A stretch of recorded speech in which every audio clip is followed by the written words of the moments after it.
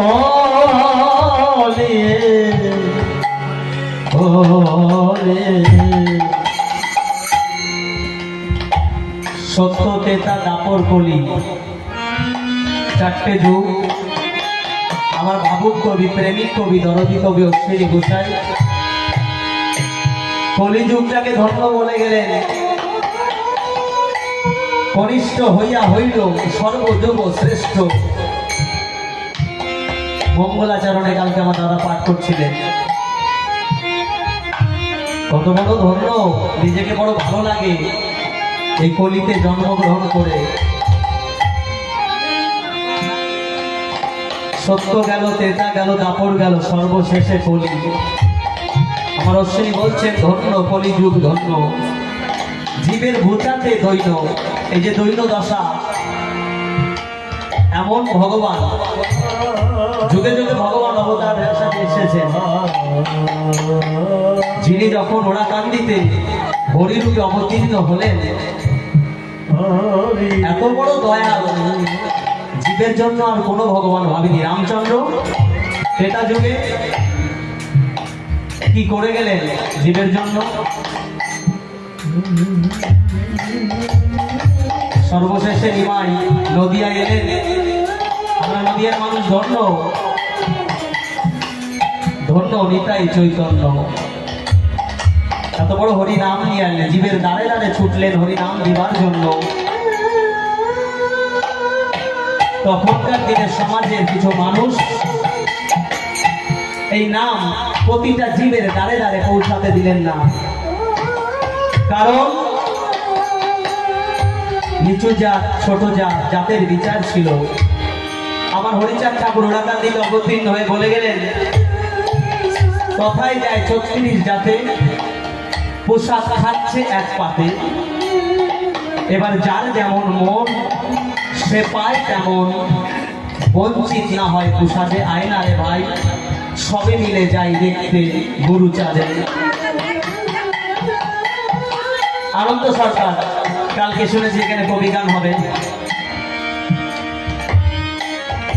আনন্দ সরকার তখনকার সময়ের একজন বিখ্যাত কবিয়াল। তখন আনন্দ সরকার সিনা ওড়াকান্দিতে চলেছেন, পথে যেতে অনেক মানুষের বাধা। কোথায় যাচ্ছ সরকার মশাই? বলছে কেন, আমি সিনা ওড়াকান্দিতে যাচ্ছি। কেন, মনের ভাবটা কি? আনন্দ সরকারের ৬টি কন্যা সন্তান।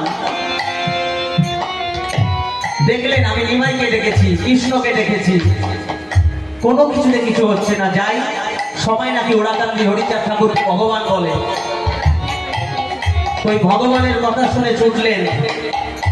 তো পথে যেতে যেতে বহু লোকের বারণ, ওখানে গেলে হরিচাঁদ ঠাকুর কাউকে খেতে দেয় না, দূর দূর করে দাঁড়িয়ে দেয়। আর তুমি সেই শ্রীরাম ওড়াকান্দিতে যাচ্ছ সরকার মশাই। কিন্তু কোনো বাধা শুনলেন না আনন্দ সরকার। যখন শ্রীরাম ওড়াকান্দিতে পৌঁছালেন, আমার পূর্ণ ব্রহ্ম শ্রী শ্রী হরিচাঁদ ঠাকুর মনোভাব বুঝে ওই আনন্দ সরকারকে বললেন, ও আনন্দ, তুমি এত পথ হেঁটে আসলে, তোমাকে এত লোকে বারণ করলো, তুমি না শুনে তবু ওড়াকান্দি পেলে? আনন্দ সরকার দু চোখের জল ছেড়ে দিয়ে বলেন, প্রভু, মনের ভাব যখন তুমি বুঝেছ, সত্যি তুমি দয়াল। তো প্রভু, আমার মনের বাসনা তো তুমি জানো। বলছে, হ্যাঁ আনন্দ, আমি জানি। তোমার এর আগে ৬টি কন্যা সন্তান, আর এর পরবর্তীতে যে সন্তান, তোমার স্ত্রী যে সন্তান সম্ভবা, সেই স্ত্রীর গর্ভেও যে কন্যা সন্তান দিয়েছে সেটিও কন্যা সন্তান। তবে আনন্দ, আমার কথা নিও, তুমি বাড়ি চলে যাও। 1 বৎসর নিজের স্ত্রীর সঙ্গে কোনো সহবাস করবে না। আমি পারবো? আর আনন্দ সরকারকে বললেন হরিচাঁদ ঠাকুর, 1 বৎসর নিদ্রাহীন প্রেমালা, মানে ঘুমোতে পারবে না। তারপরে তুমি গিয়ে তোমার এই কনিষ্ঠ আঙ্গুল গিয়ে তোমার স্ত্রী এই নাভি পদ্মে যখন স্পর্শ করবে, তোমার স্ত্রী সন্তান সম্ভব হবে। আর সে যে সন্তান হবে, যে পুত্র সন্তান তুমি লাভ করবে, সেই সন্তানের নাম রেখো তুমি হরিবর। আমরা মহাসংকীর্তন গান গেয়ে থাকি। রসরাজ তারকর্তার যে গ্রন্থ, সেই গ্রন্থে হরিবর সরকারের গান কিন্তু স্থান পেয়েছে। সেই জগতের মানুষ হরিচাঁদ ঠাকুরের পর এসেছিলেন। তাই তো বাবা বলতে ভালো লাগে। যত জায়গায় আগে আমরা মহোৎসবে যেতাম, দেখতাম কি অবস্থা খারাপ। কোথাও ছোনের ঘর, আর বাংলাদেশ থেকে আগত, কোথাও গোপালগঞ্জের মানুষ, কোথাও খুলনা জেলার মানুষ, কোথাও বরিশাল জেলার মানুষ এই দেশে এসে বাসা বেঁধেছে। যেখানে বিল, আমার মনে পড়ে এই ভক্তনগরে আমি আজ থেকে 14 থেকে 15 বছর আগে এসেছি। তখন ওই হাইওয়ে থেকে 34 নম্বর জাতীয় সড়ক থেকে নৌকা যোগে আসতে হতো। আমার মনে আছে, আমি এসেছি ঈশানদার সঙ্গে। আর সত্যি জায়গাটা সার্থক এই ভক্তনগরের। কারণ কি জানেন, কালকে এই বাড়ির মায়েদের যে আচরণ, অশ্বিনী ঘোষের একটা গানে আছে, আমি কেশিয়া মোছাইব, দয়া করি দয়াল গুরু রেখো আমার সেবা দেশি গানে। আমি দেখেছি এক মাকে, উনি ওনার চুল দিয়ে, আমরা যে কটা দলমত দেখেছিলাম, আমি দেখেছি ভক্তি নাকি। তাই আমার হরিচাঁদ ঠাকুরের যে ভাব, যে ভক্তির জগৎ, আর ভক্তিতে অনেক কিছু মেলে। দেখুন, আমি আপনাদের সামনে দাঁড়িয়ে আছি। আমি একজন রেলে সার্ভিস করি। আমি এখন প্রায় 70,000 টাকার উপরে বেতন পাই। আমার এই যে ভাই বাবলু, আমি ওর সঙ্গে নাই নাই করে প্রায় 6-7 বছর আমরা গান করি। আমার এই যে বোনটা উজ্জ্বলী, এর আগে আমি ঈশানদার সঙ্গে চলতাম, তার আগে রাখিদির সঙ্গে চলতাম। পরীক্ষা রেলে যখন ফার্স্ট পরীক্ষা দিতে যাই চেন্নাইতে, 120 খানা কোশ্চেন ছিল। আমি 70টা কোশ্চেনের অ্যান্সার দিয়েছিলাম, আমার চাকরি হয়নি। আর আমি হরিচাঁদ ঠাকুরকে, আমার বাড়ির পাশে একটি দাদা আছে প্রদীপ বাগচি, MA পাস, উনি এখন ফরেস্ট রেঞ্জার অফিসার। ওনাকে অনুসরণ করে আমরা আজকে এই পথে আসা। আমি হরিচাঁদ ঠাকুর কি গুরুচাঁদ ঠাকুরকে আমি চিনতাম না। চিনেছি কারণ দেখতাম একটা MA পাস, সে হরি নামে যাচ্ছে, গলায় মোটা মোটা আচার মালা। আমি ভাবলাম, আমি তখন বিয়ে ফার্স্ট ইয়ারে পড়ি রানাঘাট কলেজে, যে হরি নামে কি পেয়েছে, হরি নামে গেলে কি হয়, আর এই ঠাকুরই বাকি। সত্যি সেদিন আমার কলেজ বন্ধ ছিল। আমি সেই হরিবাসরে উপস্থিত হই। গানের মাঝে একটি অশ্বিনী ঘোষের আলোচনা জীবনে শুনেছিলাম, যে জীবনে মহোৎসব করতে গেলে ভিক্ষার প্রয়োজন। টাকা থাকলে মহোৎসব করা যায় না। কোটি কোটি টাকা অনেকের আছে, ব্যাংক ব্যালেন্স আছে, কিন্তু এই সাধুর বাজার কয়জনে মেলায়। আমি সাধুবাদ জানাই আজকে যে ভক্ত সংঘ গ্রামের যে যুব সমাজ, আর আমাদের প্রত্যেকের ঘরের সন্তানদেরকে এগিয়ে আসতে হবে যুব সমাজকে। এই হরি নামে, একমাত্র নামের দ্বারায় সমস্ত বিপদ আপদ সমস্ত দিকে কাটানো যায়। আমি তার বাস্তব উদাহরণ।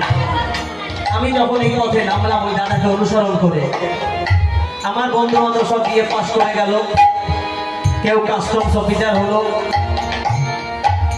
বিভিন্ন ভালো ভালো পদে তারা নিয়োগ হলো, কেউ দিল্লি পোস্টিং হলো, কেউ রাজস্থানে পোস্টিং হলো। আর আমি কি করলাম, বেকার ছেড়ে ঘুরে বেড়াই হরি নামে আপনাদের মতো বয়স্ক লোকেদের সঙ্গে। তারা কি আমার মাকে বলে, তোমার রাজু এই করে বেড়ায়, চাকরি রাখতে হবে না, সময় হয়নি, বয়স হয়নি। আজ এই বয়স্ক লোকদের সঙ্গে হরিবাসনে যায়। আমার ঘরে হারমোনিয়াম ছিল, আমার বউ, আমার মশারির ভিতরে হারমোনিয়াম থাকতো। আমি ভোরবেলায় উঠে রেওয়াজ করতাম আর ঠাকুরকে ডাকতাম, ঠাকুর আমি শুনেছি তোমাকে যদি কেউ সত্যি ভাবে ডাকে, তুমি তার ডাক শোনো। তাই যে আসলে যেতাম, আমার হরিচাঁদ ঠাকুরের কথা, যে আমি হতে আমার নাম বড়, নাম হতে আমার ভক্ত বড়, ভক্ত হতে ভক্তের চরণ ধরে আরো বড়। তাই সেই আশায় বুক বাঁধলাম। আমি আসলে গিয়ে ভক্তদের কাছে বলতাম, ভক্তগণ আপনারা আমায় কিঞ্চিত কিঞ্চিত আশীর্বাদ করবেন, আমি যেন একটা কর্মজীবনে পৌঁছাতে পারি। সত্যি আপনাদের মতো ভক্তির আশীর্বাদে আমি ক্যালকাটা বোর্ডে পরীক্ষা দিই। 90খানা কোশ্চেন ছিল, আমি মাত্র 57খানা কোশ্চেন করেছিলাম।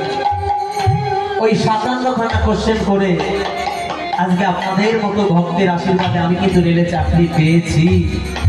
আর তার অবদান আমার হরিচাঁদ ঠাকুর, আমার গুরুচাঁদ ঠাকুর, আমার শান্তিপাত, আমার সত্যভামা। কারণ কেউ বিশ্বাস করুক না করুক, আমার অশ্বিনী কি পেয়েছে? অশ্বিনী অনেক লীলা আমি পড়েছি, তার অঙ্কুশের বহু লীলা পড়েছি। এখানে আমার দাদা উপস্থিত আছে, সুবলদা। আমি দাদা বলবো না, আমার বাবা হয়। কারণ আমার যিনি গোসাই, আমার যিনি গুরুদেব গোপাল মহারাজ, নৈনিতালে তিনি, দিনাজপুরে ওনার মন্দির, উনি আমার গুরুদেব। এই সুবল আমার বাবা, ওনার বাবার বাবা যে গুরুদেব, আমারও সেই গুরুদেব। ওনার বাবা আমাকে ভীষণ ভালোবাসতেন। আমার বিয়ে দেবার জন্য, বিবাহ দেবার জন্য উনি আমাকে মেয়ে দেখবার জন্য চাকদা বন্ধু নিয়ে গেছেন। সেই মানুষটার সঙ্গে আমার সঙ্গ হয়েছে। সত্যি একজন মানুষ দেখেছি। আমায় একদিন বললেন যে রাজু ভাই, তোমাকে একটা কথা বলি। আমি হ্যাঁ দাদা বলুন। বলছে এ জীবনে সাধু হইতে পারি আর না পারি, এর পরবর্তী যদি কোনোদিন জন্ম নেই, আমি একজন সাধু হব, আমি একজন সাধু হয়ে যাব।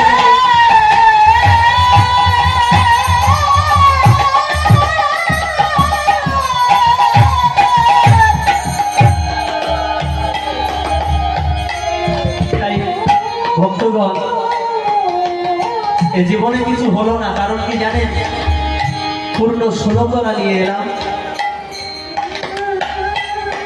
ষড়রিপু প্রথম রিপুতে বধ হয়ে গেছি। কাম, ক্রোধ, লোভ, মোহ, মদ, মাৎসর্য, কামের কাছেই আমি শেষ। দ্বাদশ আজ্ঞার প্রথম আজ্ঞায় আছে সদা সত্য কথা কইবে। আমি তার একটা দিক আমি সেখানে দাঁড়াইনি, তাহলে হবে কি করে বলুন? হরিবাসরেতে এসে দাঁড়িয়েছি ভক্ত সঙ্গ করবার জন্য। আমি কত সত্য কথা বলি, আমি নিজেকে নিজে জানি আমি কতটা সাধু। আমি নিজেকে জানি। হয়তো আমরা হরিবাসরে এসে, মহোৎসবে এসে নিজেকে বড় করে তুলি, আমি কিছু জানি বুঝি, কিন্তু আমি তো জানি আমি কতটা সাধু। তাই ভক্তগণ, আমার ভাবুক কবি, প্রেমিক কবি, দরদি কবি অশ্বিনী ঘোষের গান করতে গেলে যে প্রেম রস ভাবের প্রয়োজন আমাদের মধ্যে নেই, তবুও ছুটে আসি ভক্তের ডাকে, ভালো লাগে। আজকে আমি সকালবেলায় মিথ্যা কথা বলেছি, ও বাবলু প্রমাণ। আমি আমার অফিসারকে ফোন করে বলছি, দেখিয়ে স্যার আমি ছুটি দেবো কিভাবে, আমি কাউকে বলিনি অফিসে। দেখিয়ে স্যার নন বেঙ্গলি, বিহারি, প্রায় 1.5 লাখ টাকা বেতন পায়। আমি বলছি, দেখিয়ে স্যার हम तो जरा মানে আমি এতটাই মিথ্যা কথা বলেছি যে আমার শরীর খারাপ হয়েছে, আমি যেতে পারবো না, আমি এখানে সাধু সঙ্গ করছি। মিথ্যা কথা বলে সাধু সঙ্গ করছি, কারণ জানেন এই হরি নামের নেশা যার একবার লেগেছে। অশ্বিনী ঘোষের একটা গান আছে, রাজা ভাঙ ধুমকায় কি করে, মুষ্টি যোগ দিলে যায় সেরে। নেশা আছে, গাজার নেশা আছে, মদের নেশা আছে, ভাঙের নেশা আছে, হিরোইনের নেশা আছে। তাই আমার অশ্বিনী বলছে, গাজা ভাঙ ধুমকায় কি করে, মুষ্টি যোগ দিলে যায় সেরে। যার লেগেছে প্রেমের নেশা, ওটা অনুপ কতবারে। এই হরি নামের নেশা যার একবার লেগেছে, ওই ডাক্তার ধ্বনি, হরি নামের ধ্বনি শুনলে সে আর ওই ঘরে থাকতে পারে। তাই বাবা, হরি নামের বড় গুণ। তাই ছুটে বেড়াই, কিছু হোক না হোক ভক্তের চরণ ধুলি তো পাবো। তাই বিজয় সরকার একটি জায়গায় বলে গেলে, আমি যদি কুড়াইতাম এই পথের ধুলিতে, হয়তো তোমার চরণ পেতাম রে। তাই এই ধুলিতে তো কত সাধু গোসাই পাগলের ধুলি লুকিয়ে আছে। তাই ভক্তগণ, ভাবক অশ্বিনী আমার মনের সঙ্গে গিয়ে বললেন, অশ্বিনা কলিযুগ, এই কলিযুগ ধর্ম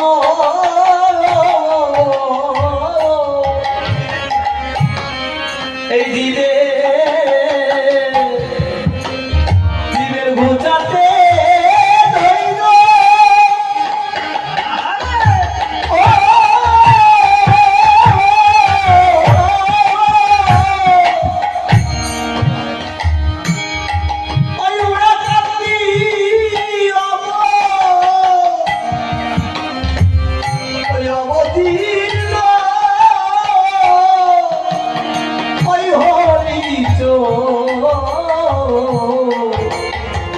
চৈতন্য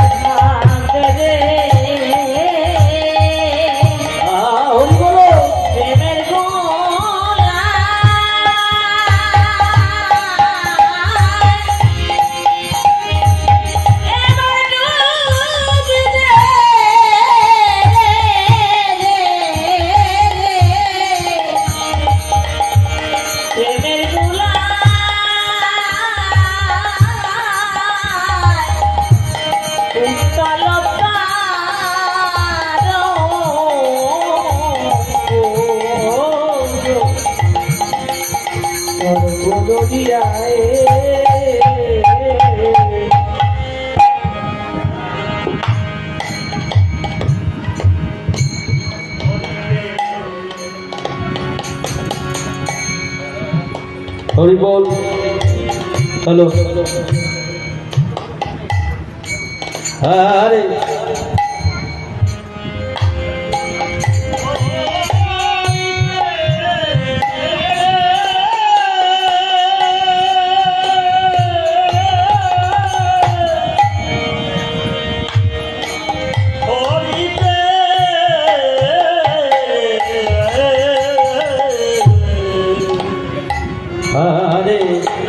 হরি বলো। মাতে হরে ভো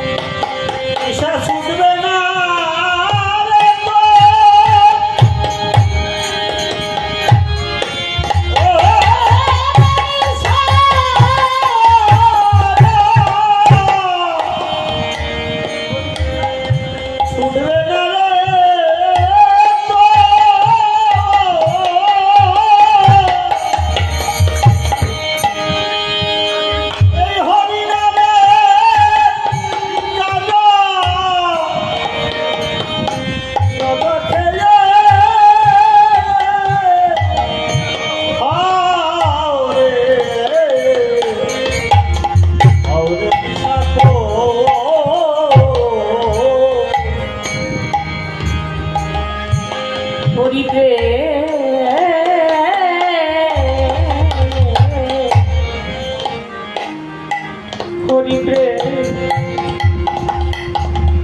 মদে হবি ভো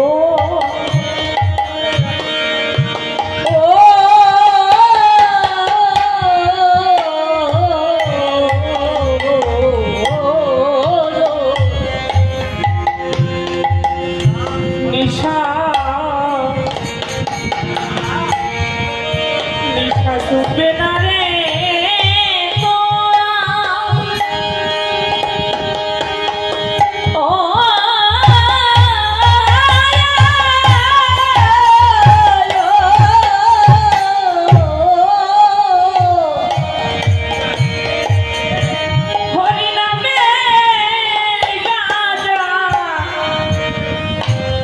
গাজা থেকে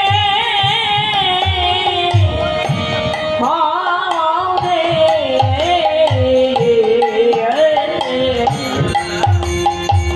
হবে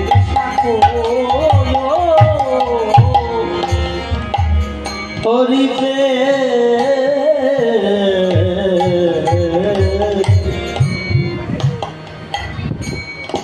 হরিতে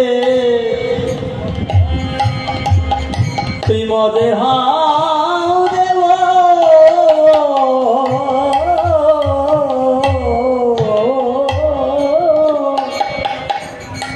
ওরে নেশা এই নেশা ছুটবে না রে